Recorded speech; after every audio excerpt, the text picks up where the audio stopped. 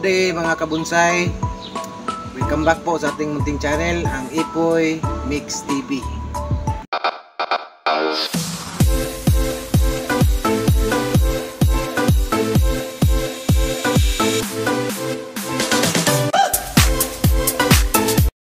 So nandito tayo ngayon. Nire-rescue natin tong mga bougainvillea, no, na babad sa tubig. So ito yung problema pag nasubrahan ng tubig mga kabonsai. So ito yun mga kabonsai, no, na lalanta yung mga dahon. Ito na tanggal na yung mga dahon mga kabonsai. So kailangan nating ilipat, no. So may mga pat na tayo dito ngayon na paglagyan nila. So kailangan natin silang iripat para makarecover sila mga kabonsai.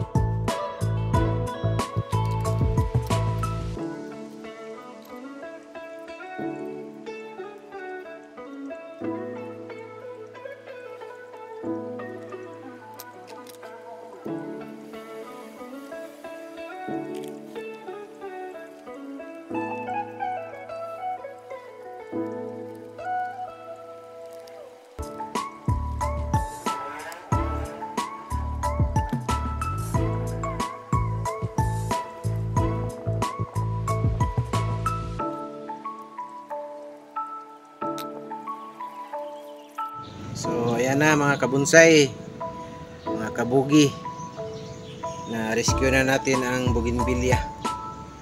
Naka-elevate na yan. So sana mabuhay. Hindi ko na lang kinunan ng mga dahon para,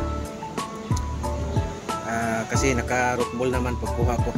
Hanggang dito na lang mga kabonsai. God bless po sa ating lahat. Salamat po sa inyong panonood at pagsubaybay sa aking munting channel, ang Ipoy Mix TV. To God be the glory.